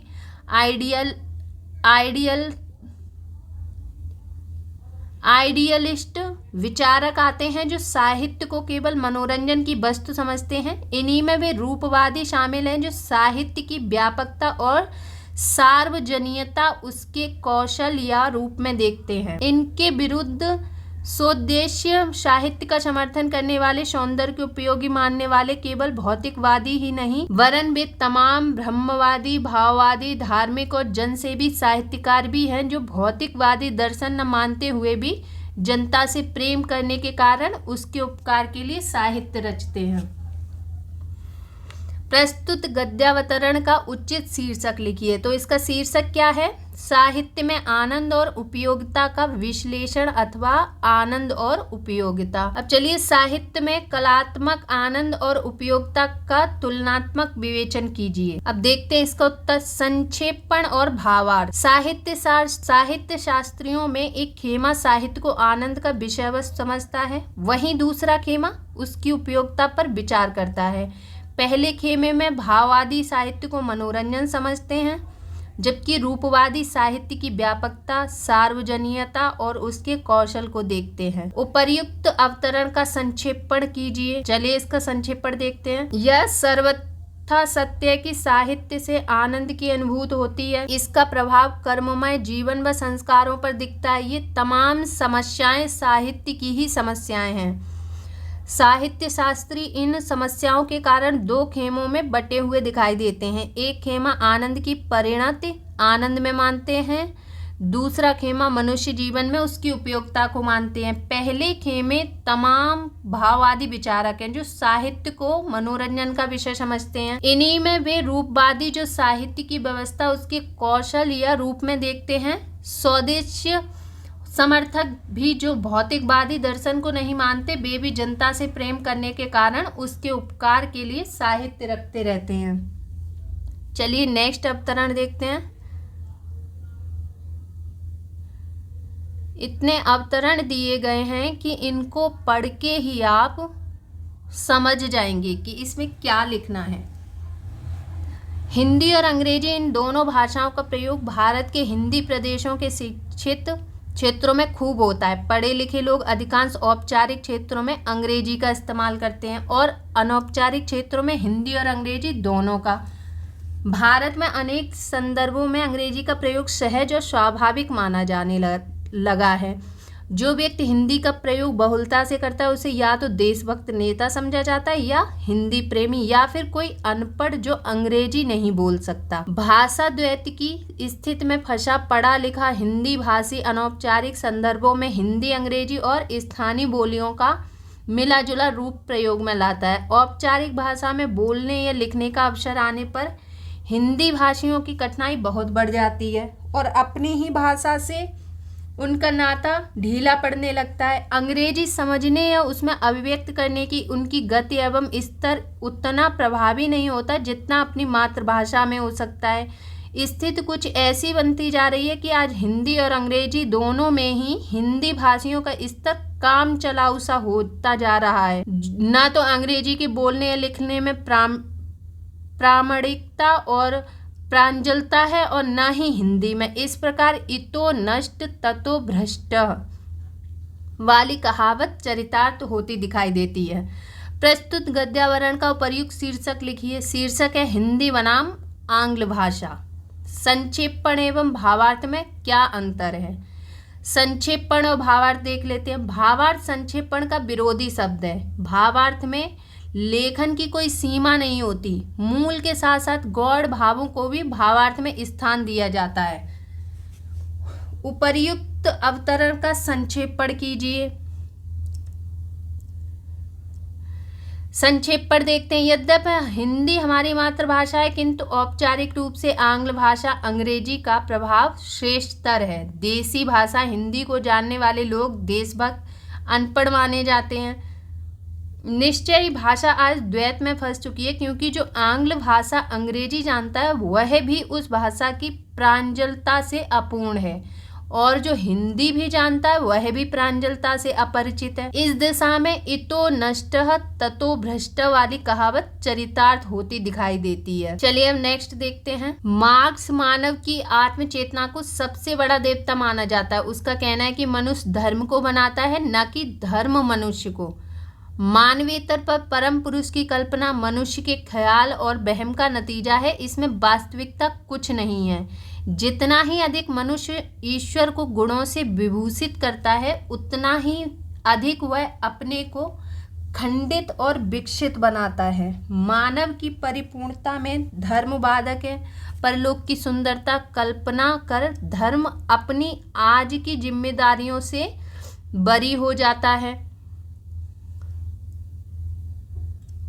धर्म आज रूढ़ियों और स्थिर स्वार्थ का समर्थक है। उसके अनुसार वर्तमान सामाजिक व्यवस्था ईश्वरकृत है, इसलिए वह सदा के लिए अपरिवर्तनशील है। धर्म वर्तमान को सुरक्षित रखना चाहता है और परमेश्वर की कल्पना कर मनुष्य को दुर्बल बना देता है। उसमें आत्मविश्वास उत्पन्न नहीं होने देता। जीवन की ठोस हकीकत से उसको अलग कर वहम की काल्पनिक दुनिया में नचाता है। धर्म के बोझ के तले मानव दबा रहता है। समाजवाद धर्म की मीमांसा कर धर्म की कैद से मनुष्य को छुटकारा दिलाता है, मानवता के गौरव को बढ़ाता है तथा वर्ग संघर्ष से समाज को अक्षुण्ण रखता है। प्रस्तुत गद्यावतरण का उपर्युक्त शीर्षक लिखिए। शीर्षक क्या है? धर्म और मानवता। संक्षेपण की विशेषता बताइए। आगे देखने को मिलेगी संक्षेपण की विशेषताएं, तो चलिए इनके आगे का देखते हैं। संक्षेपण और सारांश में अंतर बताते हुए उपर्युक्त अवतरण का संक्षेपण 1/3 शब्दों में कीजिए। संक्षेपण और सारांश। संक्षेपण में साधारणतः सभी मूल भाव क्रमबद्ध रूप में रचे से रहते हैं, जबकि सारांश में केवल मूल भाव को अत्यधिक संक्षेप में लिखा जाता है। सारांश को किसी भाव के संक्षेपण का भी संक्षेपण कहा जा सकता है। अब संक्षेपण देख लेते हैं इसका। मार्क्स मानव की आत्मचेतना को सबसे बड़ा देवता मानता है। मनुष्य धर्म का संवरण करता है, न कि धर्म मनुष्य का। मनुष्य ईश्वर को जितना ही अधिक विभूषित करता है उतना अधिक अपने आप को खंडित करता है। समाजवाद को धर्म का वास्तविक अर्थ बताकर मानवता को आगे बढ़ाता है तथा वर्ग संघर्ष में समाज को सुरक्षित रखता है। अब चलिए आगे देखते हैं। बाजारवाद का सबसे खतरनाक खेल है इंसानी अनुभूतियों का पूरी तरह हनन कर व्यक्ति को मशीन में परिवर्तित कर देना। आज चारों तरफ मशीनी मनुष्यों के चेहरे नजर आते हैं जिनके ऊपर मानवीय अनुभूतियों की चमक गायब है।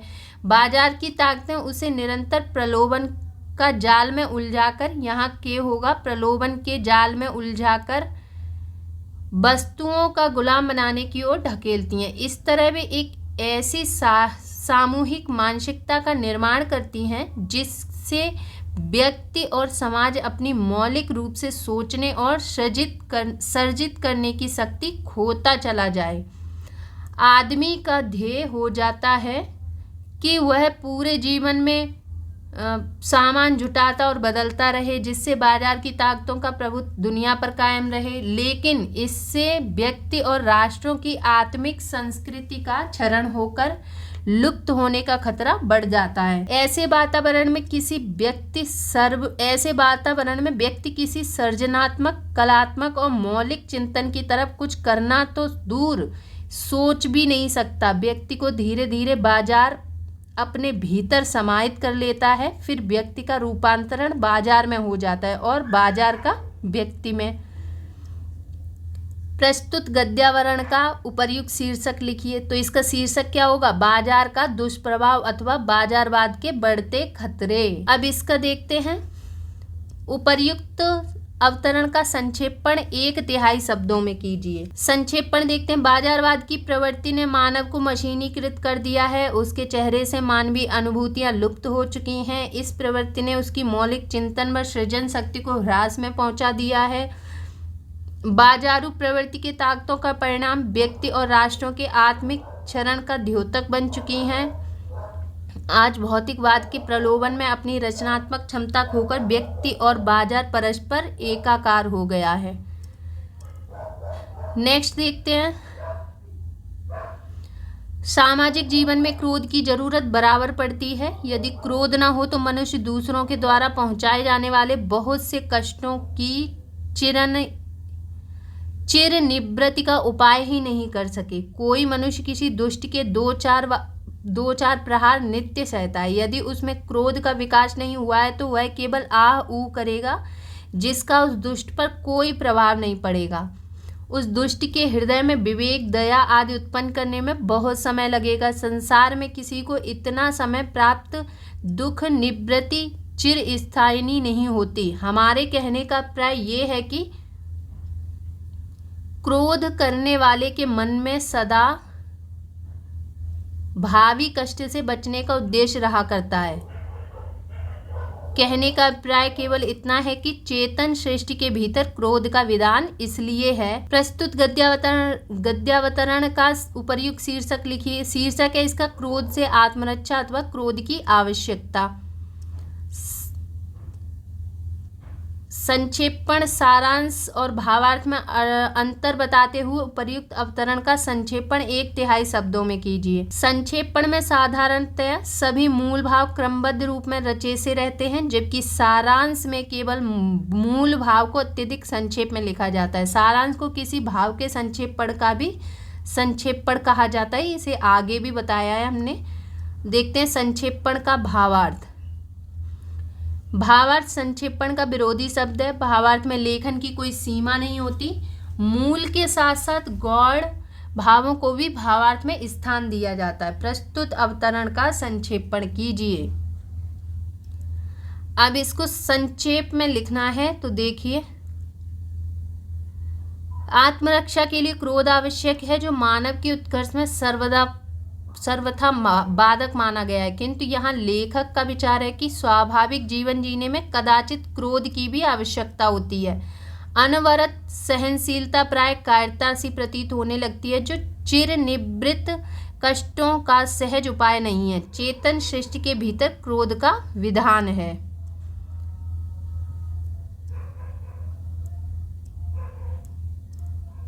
अब नेक्स्ट देखते हैं अवतरण। हिंदी के पक्षधर देश की प्रादेशिक भाषाओं का बहुत आदर करते हैं। ये भाषाएं हमारी व्यापक संस्कृति की वाणियां हैं। ये राष्ट्र की सुरक्षणीय संपत्ति है। देश की मामूली से मामूली बोलों का कोई गीत मर्म को छू जाने वाला है तो वह भी संग्रहणीय निधि है। राष्ट्रभाषा के समर्थक चाहते हैं कि प्रत्येक बच्चे की प्रारंभिक शिक्षा उसकी मातृभाषा में और उच्च शिक्षा उसकी क्षेत्रीय भाषा में हो। प्रत्येक प्रदेश का शासन कार्य वहाँ की भाषा में होना चाहिए। देश की सभी भाषाएं राष्ट्रीय भाषाएं हैं, किंतु हिंदी सर्वसामान्य की भाषा है, सबकी भाषा है, संपूर्ण राष्ट्र की भाषा है। इसका किसी भारतीय भाषा से विरोध नहीं है। हिंदी तर प्रांतों में हिंदी के प्रति पूरी आस्था है, तभी तो वहाँ के लोग लाखों की संख्या में हिंदी सीखते हैं। प्रस्तुत गद्यावतरण का उपर्युक्त शीर्षक लिखिए। शीर्षक क्या है? हिंदी और प्रादेशिक भाषाएं अथवा हिंदी और प्रादेशिक भाषाओं का अंतर संबंध। अब खा देखते हैं इसका क्या है। संक्षेपण, सारांश और भावार्थ में अंतर बताते हुए उपर्युक्त अवतरण का संक्षेपण 1/3 शब्दों में कीजिए। उत्तर देखते हैं इसका। प्रस्तुत अवतरण का संक्षेपण लिखिए। ये एक ऐसा क्वेश्चन दिया होता है जिसका उत्तर अभी नहीं दिखाया गया है यहाँ पे, तो आगे देखेंगे। प्रस्तुत अवतरण का संक्षेपण लिखिए। तो इसका संक्षेपण देखते हैं। हिंदी के समर्थक भी भारत की समस्त प्रादेशिक भाषाओं का आदर करते हैं। हिंदी प्रेमी चाहते हैं कि प्रारंभिक शिक्षा मातृभाषा में व उच्च शिक्षा और प्रादेशिक राज्यकार्य क्षेत्रीय भाषा में होना चाहिए और देश का राजकाज राष्ट्रभाषा में होना चाहिए। इससे हिंदी और प्रादेशिक भाषाओं का संबंध बेहतर होगा और यह संबंध सुदृढ़ बना रहेगा। अब नेक्स्ट अवतरण देख लेते हैं। यूपीपीसीएस स्पेशल मेंस एग्जाम 2018 के लिए देख लेते हैं। आज पूरे विश्व में भूमंडलीकरण के सिद्धांत का बड़ा जोर है। आधुनिक भोग विलास के साधनों के अधिकाधिक संचय को ही जीवन स्तर की कसौटी मान लिया गया है। मनुष्य के व्यक्तित्व के गुणों की उपेक्षा की जा रही है। सादे जीवन का जो आदर्श समाज में व्यक्ति की गरिमा को बढ़ाता था, आज उसका लोप हो गया है। प्रेम, निष्ठा, करुणा जैसे मूल्य अर्थहीन हो गए हैं। अर्थ केंद्रित मानसिकता ने प्रतिस्पर्धा, असंतोष, कुंठाओं और तनाव को जन्म दिया है। मानव किसी भी कीमत पर सब कुछ पा लेने को तत्पर है। नई बाजार व्यवस्था के माध्यम से विकृत जीवन मूल्यों को थोपा जा रहा है। मानव में आपराधिक और हिंसक प्रवृत्ति बढ़ती जा रही है। पूरे विश्व में हिंसा, दुराचार और अपराधों का बोलबाला है। पूरा विश्व विज्ञान, कंप्यूटर, इंटरनेट आदि साधनों के द्वारा एक गांव के रूप में परिवर्तित हो चुका है। इसके फलस्वरूप ड्रग्स और शेयर घोटाले का बोलबाला है और यौन अपराधों में निरंतर वृद्धि होती जा रही है। आज मानव कल्याण के लिए भारतीय जीवन और सांस्कृतिक मूल्यों की पुनर्स्थापना की महती आवश्यकता है, ताकि मनुष्य भाईचारे और सह अस्तित्व भावना से रह सके। अब इसका प्रस्तुत गद्यावतरण का उपर्युक्त शीर्षक लिखिए। यहाँ जैसा दिया गया है ये सेम आएगा एग्जाम में, तो देखिए आप। प्रस्तुत गद्यावतरण का उपर्युक्त शीर्षक लिखिए। शीर्षक क्या है? भूमंडलीकरण का दुष्प्रभाव। संक्षेपण, सारांश और भावार्थ में अंतर बताते हुए उपर्युक्त अवतरण का संक्षेपण 1/3 शब्दों में कीजिए। अब देखिए, जैसा कि मैंने अभी बताया था कि ये एक क्वेश्चन दिया गया है हर अवतरण में और उसका उत्तर यहाँ नहीं दिया गया है, तो आगे देखेंगे। प्रस्तुत अवतरण का संक्षेपण लिखिए। तो संक्षेपण देखते हैं इसका।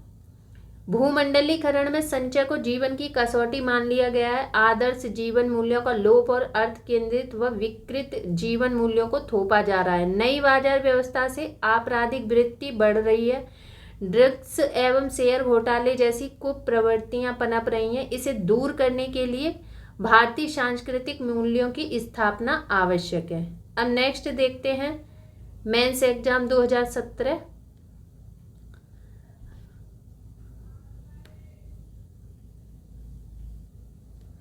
अवतरण है, संस्कृत एक ऐसी चीज है, संस्कृत ऐसी चीज नहीं जिसकी रचना 10, 20 या 150 वर्षों में की जा सकती है।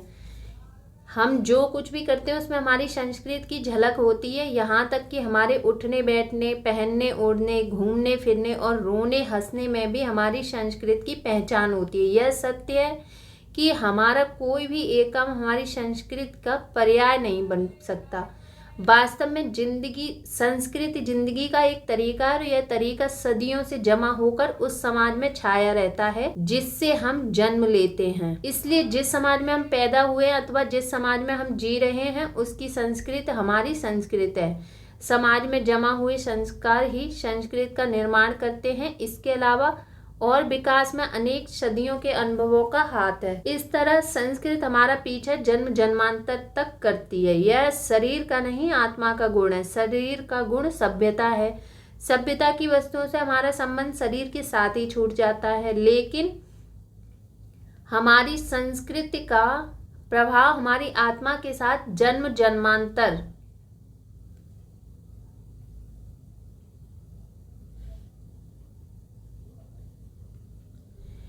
लेकिन हमारी संस्कृति का प्रभाव हमारी आत्मा के साथ जन्म जन्मांतर तक चलता रहता है। इस संस्कृति को गूंगी नहीं बनने देना चाहिए। अपने देश की वाणी अथवा भाषा बोली से उसे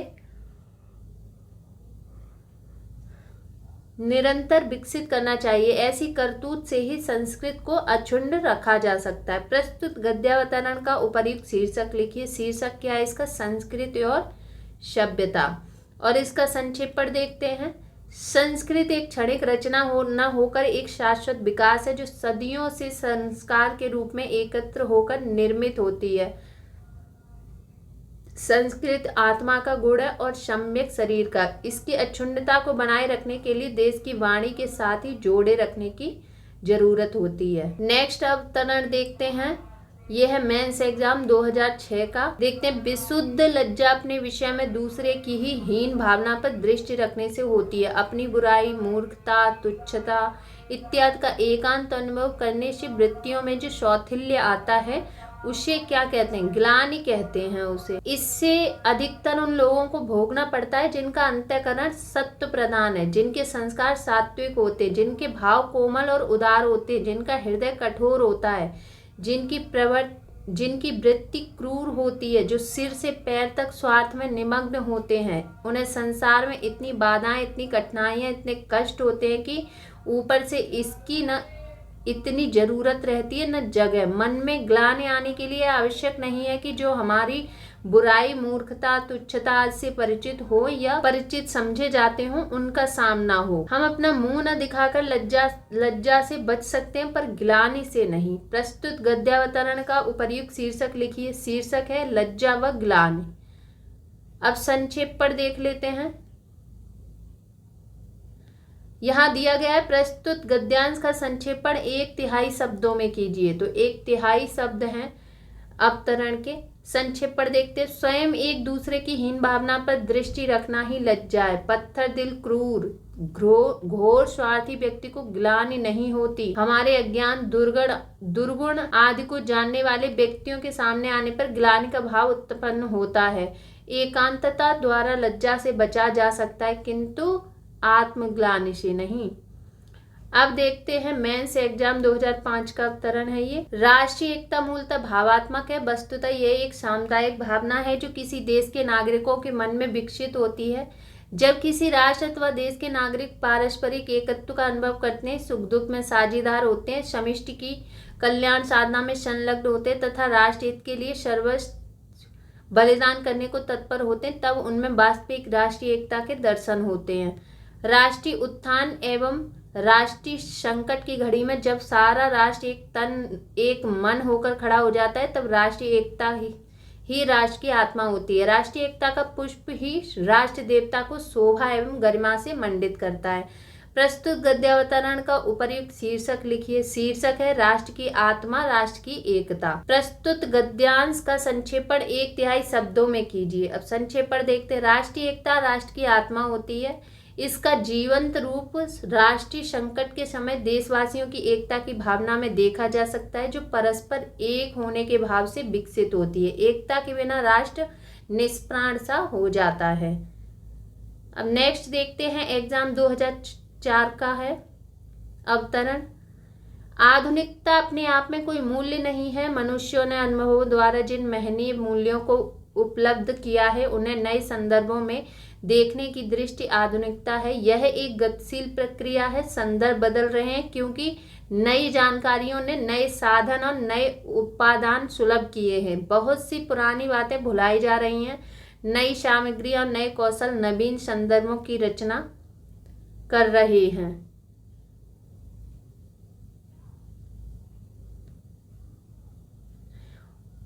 उनमें बहुत समादृत मानवीय मूल्यों का रूप बदला नजर आता है, परंतु फिर भी उनका शाश्वत रूप बना रहता है। परंपरा से हमें इन मूल्यों का वह रूप प्राप्त होता है जो अतीत के संदर्भ में बना था। उस रूप में कुछ ऐसा सार तत्व विद्यमान रहते हैं। जो कुछ दिखाई दे रहा है, अनुभूत हो रहा है, वह इन दो तत्वों के मिश्रण का परिणाम है। अस्थित्व ही स्थिर या स्थायी तत्व को इंद्रिया ग्राह्य या मनोगम्य बनाता है। आधुनिक संदर्भ में अस्थिर तत्वों में परिवर्तन होता है। स्थायी तत्व नए रूप में नई साज सज्जा से मनोहर बनकर उजागर होता है। परंपरा इस स्थायी लत को आगे की पीढ़ी की ओर अग्रसर करती रहती है। पुराने आवरण हटते रहते हैं, वे अपना काम करने से विरत होते हैं। परंपरा इसलिए हमेशा उपयोगी होती है। कोई भी आधुनिक विचार आसमान से नहीं पैदा होता, सबकी जड़ परंपरा में गहराई तक हुई है। सुंदर से सुंदर फूल यह दावा नहीं कर सकता कि वह पेड़ से भिन्न होने के कारण उससे असंपृक्त है। कोई पेड़ यह दावा नहीं कर सकता कि वह मिट्टी से भिन्न होने के कारण एकदम उससे विच्छिन्न है। इसी प्रकार कोई आधुनिक विचार यह दावा नहीं कर सकता कि वह परंपरा से एकदम कटा हुआ है। कार्य कारण के रूप में, आधार आधेय के रूप में परंपरा की एक अविच्छेद्य श्रृंखला अतीत में बहुत गहराई तक गई हुई है। प्रस्तुत गद्यावतरण का उपर्युक्त शीर्षक लिखिए। शीर्षक क्या है इसका? आधुनिकता एवं परंपरा की अन्योन्याश्रितता। प्रस्तुत गद्यांश का संक्षेपण 1/3 शब्दों में कीजिए। संक्षेपण देखते हैं। आधुनिकता का स्वयं में कोई मूल्य न होकर नए संदर्भों में देखने की दृष्टि का नाम है। प्रक्रियागत गतिशीलता के कारण संदर्भगत परिवर्तन होते हैं और मानवीय मूल्यों का रूप बदलता सा नजर आता है, किंतु उनका शाश्वत स्वरूप स्थायी बन जाता है। परंपरा सर्वदा इसलिए उपयोगी होती है क्योंकि आधुनिक विचार आसमान से नहीं पैदा होते हैं। कार्य कारण के रूप में, आधार आधेय के रूप में परंपरा की एक अविच्छिन्न श्रृंखला अतीत की अटल गहराई तक गई है। नेक्स्ट देखते हैं अवतरण। वास्तव में विवेक का अर्थ है मानसिक संतुलन को सुरक्षित रखकर विचार पूर्वक व्यवहार करना। भयभीत, चिंताग्रस्त, क्षुब्ध और विकल मनुष्य अपना कार्य हानि कर लेता है। विवेक के द्वारा ही मनुष्य भय, चिंता, क्षुब्धता, विकलता, व्यथा आदि पर विजय प्राप्त कर सकता है। विवेक और भावुकता में परस्पर बैर है। मनुष्य भावुकता के बसीभूत होकर रोने तथा अनर्गल प्रलाप करके बैठ जाता है। अकर्मण्य मनुष्य कभी संकट को पार नहीं कर सकता तथा संकट उसे डस लेते हैं। अविवेक आपदाओं को आमंत्रित करता है, विवेक उनका समाधान करता है। भावुकता का अतिरेक आंधी की भांति मनुष्य के विवेक का अपहरण कर लेता है। संसार भावुकता प्रधान व्यक्ति के लिए नरक और विचार प्रधान व्यक्ति के लिए स्वर्ग है। भावुकता ही प्रेम को मोह के रूप में विकृत कर देती है। प्रस्तुत गद्यावतरण का उपर्युक्त शीर्षक लिखिए। शीर्षक है विवेक बनाम भावुकता। प्रस्तुत गद्यांश का संक्षेपण 1/3 शब्दों में कीजिए। संक्षेपण देखते हैं। विवेक द्वारा मनुष्य मानसिक संतुलन को सुरक्षित रखकर युक्तियों पर विजय प्राप्त कर लेता है, किंतु भावुकता के बसीभूत होने पर मनुष्य का विवेक समाप्त हो जाता है। विवेक द्वारा व्यक्ति संकटों से पार हो जाता है, किंतु भावुकता के अधीन व्यक्ति मुसीबत में फंस जाता है। यह संसार विचारमान व्यक्ति के स्वर्ग और भावुकता से पूर्ण व्यक्ति के लिए नरक के समान है। अब चलिए आगे बढ़ते। संक्षेपण के कुछ साहित्यिक उदाहरण देख लेते हैं। मूल लेख। मनुष्य अपने भावों, विचारों या व्यापारों के लिए दूसरे के भावों, विचारों, व्यापारों के साथ कहीं मिलता और कहीं लड़ता हुआ अंत तक चलता है और इसी को जीना कहते हैं। जिस अनंत रूपात्मक क्षेत्र में यह व्यवसाय चलता रहता है उसका नाम है जगत। जब तक कोई अपनी पृथक सत्ता की भावना को ऊपर किए गए इस क्षेत्र के नाना रूपों और व्यापारों को अपने योग, क्षेत्र, हानि लाभ, सुख दुख आदि से संबद्ध करके देखता रहता है, जब उसका हृदय एक प्रकार से बद्ध रहता है इन रूपों और व्यापारों के सामने, जब कभी वह अपनी पृथक सत्ता की धारणा से छूटकर अपने आप को बिल्कुल भूलकर विशुद्ध अनुभूति मात्र रह जाता है, तब वह मुक्ति हृदय हो जाता है। जिस प्रकार आत्मा की मुक्तावस्था रस दशा कहलाती है, हृदय की इसी मुक्ति की साधना के लिए वाणी जो शब्द विधान करती आई है उसे क्या कहते हैं? कविता। इस साधना को हम भाव योग कहते हैं, कर्मयोग तथा ज्ञान योग के समकक्ष मानते हैं। शीर्षक कविता। संक्षेपण देखते हैं इसका। जीवन भावों में साम्य वैषम्य के संघर्ष का नाम है। इस जीवन के अनंत व्यापारों का क्षेत्र ही जगत है। इस सांसारिक बद्धता से छूट जाना वेदांत में मुक्ति कहलाती है। हृदय की मुक्तावस्था रस है और इस स्थिति के लिए वाणी जो शब्द न्याय करती है उसी का नाम कविता है। अब नेक्स्ट देख लेते हैं मूल लेख नेक्स्ट। प्रत्येक सभ्यता, प्रत्येक संस्कृति अपने आप में पूर्ण होती है। उसके सभी अंश, उसके सभी पहलू एक दूसरे पर अवलंबित और सबके सब किसी एक केंद्र से संलग्न होते हैं। संस्कृतियां जब बदलती हैं तब खान पान, रहन सहन, पोशाक, परिच्छेद भले बदल जाए किंतु मन उसका नहीं बदलता, सोचने की पद्धति उनकी नहीं बदलती और जीवन को देखने वाला दृष्टिकोण उनका एक सा रहता है। विशेषतः भारत जैसे प्राचीन देश को यदि कोई दबाकर उसे अमेरिका या यूरोप बनाना चाहेगा तो इस दबाव का परिणाम अच्छा न निकलेगा। कल्याण इसमें है शासक उस दिशा को पहचान ले जिसका संकेत भारत के दूर और सन्निकट इतिहास से मिलता है। राजा राममोहन, स्वामी विवेकानंद, महर्षि दयानंद, बाल गंगाधर तिलक, रविन्द्रनाथ टैगोर, करमचंद गांधी को इस दिशा का पूरा ज्ञान था, इसलिए जनता ने उन्हें अपना उद्धारक समझा और भारत के इतिहास ने उनका साथ दिया। भारत ने अपनी स्वतंत्रता की लड़ाई उसी दिशा की ओर मुंह करके लड़ी थी, इसलिए उसकी विजय हुई। अब यदि हम उस दिशा की ओर मुंह फेर कर केवल सुविधा के लिए अपनी भाषाओं को जोड़ देंगे, केवल समृद्धि के लोभ में आकर अमेरिका और इंग्लैंड की नकल करेंगे तो निश्चय ही भारत का रहा सहा व्यक्तित्व भी नष्ट हो जाएगा, जो नाना संघर्षों में भी अब तक शेष रहा है। तो इसका संक्षेपण देखते हैं। संक्षेपण है इसका। संस्कृति और सभ्यता के अंग प्रत्यंग एक दूसरे से संयुक्त होते हैं तथा खान पान इत्यादि के परिवर्तन के साथ मूल संस्कृति में कोई परिवर्तन ही आता है और न किसी अन्य आरोपण का होता है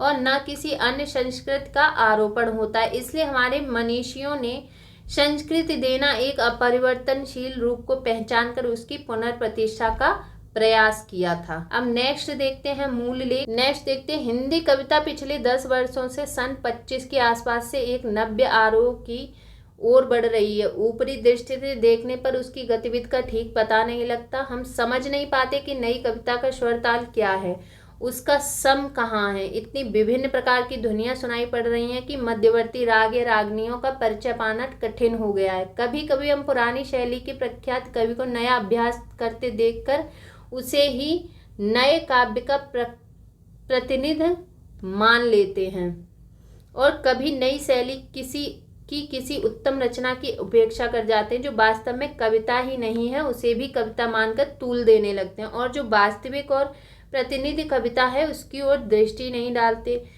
नई कविता का कोई विशिष्ट प्रतिनिधि न होने के कारण इस क्षेत्र में गड़बड़ी फैली हुई है। अब इसका संक्षेपण देखते हैं। सन 1935 के काव्य के नव्य प्रवर्तन रूप भ्रामक है, कविता की परिभाषा से भिन्न इस कविता का रूप है। नई कविता का कोई प्रतिनिधि नहीं है, इसलिए इस क्षेत्र में पर्याप्त गड़बड़ी परिलक्षित होती है। नेक्स्ट देखते हैं मूल लेख। नेक्स्ट है उत्साह की गिनती अच्छे गुणों में होती है। किसी भाव के अच्छे या बुरे होने का निश्चय अधिकतर उनकी प्रवृत्ति के शुभ अशुभ के परिणाम के विचार से होता है। वही उत्साह जो कर्तव्य कर्मों के प्रति इतना सुंदर दिखाई पड़ता है, अकर्तव्य कर्मों की ओर होने पर वैसा श्लाघ्य नहीं प्रतीत होता। आत्मरक्षा, पररक्षा, देश रक्षा आदि के विभिन्न साहस की जो उमंग देखी जाती है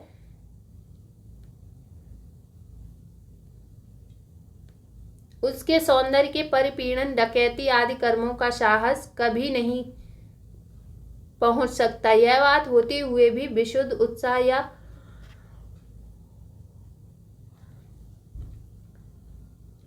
साहस की प्रशंसा संसार में थोड़ी बहुत होती है। अत्याचारियों या डाकुओं के शौर्य और साहस की कथाएं भी लोग तारीफ करते हुए सुनते हैं। आचार्य रामचंद्र शुक्ल चिंतामणि। शीर्षक उत्साह और साहस या उत्साह। अब चलिए इसका संक्षेपण देखते हैं। संक्षेपण इसका उत्साह अथवा साहस अच्छा गुण है, परंतु अच्छे कर्तव्यों के प्रति उत्साह दिखाने पर वह ग्रहणीय होती है। यूं तो डाकुओं और अत्याचारियों की साहस की प्रशंसा करते हुए सुने जाते हैं, लेकिन उनकी गिनती अच्छाई में नहीं होती। अब देखिए मूल लेख देखते हैं 5। इन 2 अक्षरों में भी न जाने कितनी शक्ति है कि इनकी लपेट से बचना यदि निरासंभव हो तो भी महाकठिन अवश्य है।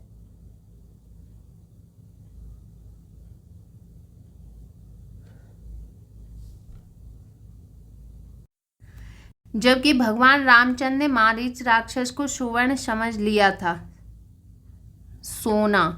सोने का, तो हमारी आपकी क्या सामर्थ्य है जो धोखा ना खाएं। वरंच ऐसी ऐसी कथाओं से विदित होता है कि स्वयं ईश्वर भी केवल निराकार निर्विकार ही रहने की दशा में इससे पृथक रहता है, सो भी एक रीत से नहीं रहता। क्यों? उसके कार्यों में से एक काम सृष्टि उत्पादन करना है। उसके लिए उसे अपनी माया का आश्रय लेना पड़ता है, और माया, भ्रम, छल इत्यादि धोखे के ही पर्याय है। इस रीति से यदि हम कहें कि ईश्वर भी धोखे से अलग नहीं है तो उपयुक्त होगा, क्योंकि ऐसी दशा में यदि वह धोखा खाता नहीं तो धोखे से काम अवश्य लेता। जिसे दूसरे शब्दों में कह सकते हैं कि जो माया का प्रपंच फैलाता है वह धोखे की टट्टी खड़ी करता है, वह धोखे की बुनियाद खड़ी करता है। प्रताप नारायण मिश्र। धोखा शीर्षक है धोखा की। संक्षेपण देखिए इसका। धोखा में अपार शक्ति है, इससे बचना कठिन है। साकार रूप भगवान रामचंद्र को भी धोखा खाना पड़ा।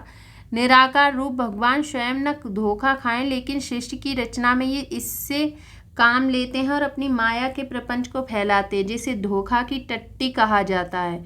वस्तुतः माया ही धोखा का पर्याय है। अब मूल लेख 6। काव्य के विषय की आप लाख निंदा कीजिए, अश्लील और गंदे बतलाकर उसके विरुद्ध कितना ही आंदोलन कीजिए, पर जब तक चटपटी भाषा का चटकारा सहृदय समाज से नहीं छूटता, जिसका छूटना असंभव नहीं तो कठिन अवश्य। सहृदयता के साथ इसका बड़ा गहरा अटूट संबंध है।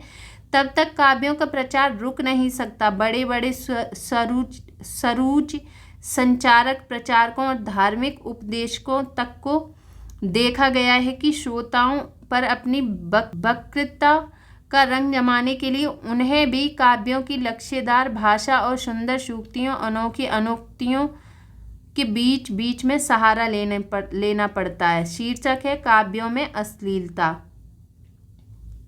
संक्षेपण देखते हैं इसका। सहृदय समाज चटपटी भाषा के मोह से जब तक मुक्त नहीं होगा तब तक अश्लील काव्य को रोकना असंभव है। इसका प्रभाव इतना गहरा है कि उपदेशक भी श्रोताओं पर इसी सहारे रोब जमाते हैं।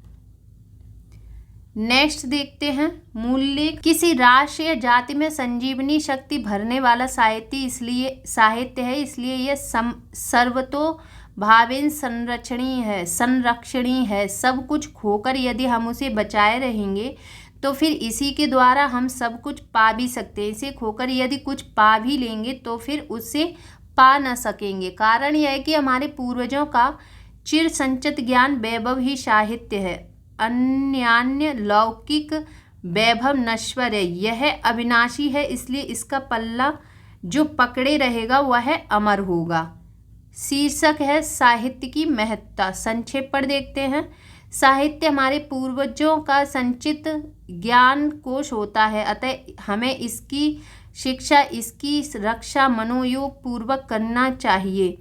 अन्य भौतिक वस्तुएं नष्ट होने पर पुनः मिल जाती हैं, पर साहित्य पुनः नहीं मिलता। नेक्स्ट मूल लेख देखते हैं। यदि तुमने दृढ़ संकल्प कर लिया है कि तुम इस काम को करोगे ही, तो निश्चित जानो कि जीवन प्रवाह का वेग तुम्हारे कितने ही विरुद्ध क्यों ना हो, तुम्हें पीछे नहीं हटा सकता। भीषण से भीषण बाधाएं भी तुम्हारी गति नहीं रोक सकती। तुम आगे ही बढ़ते जाओगे और सफल होगे।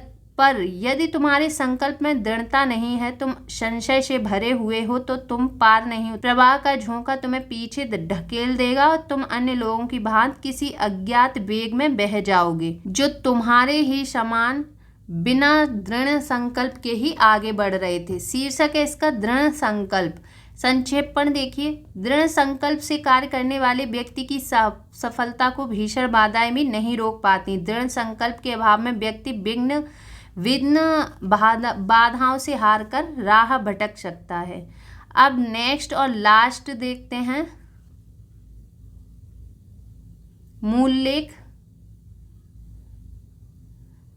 कर्तव्य पालन और सत्यनिष्ठता में घनिष्ठ संबंध है। जो अपना कर्तव्य पालन करता है वह अपने कर्मों और वचनों में सत्यता भी रखता है। वह सही समय पर उचित रीत से अच्छे कामों को करता है।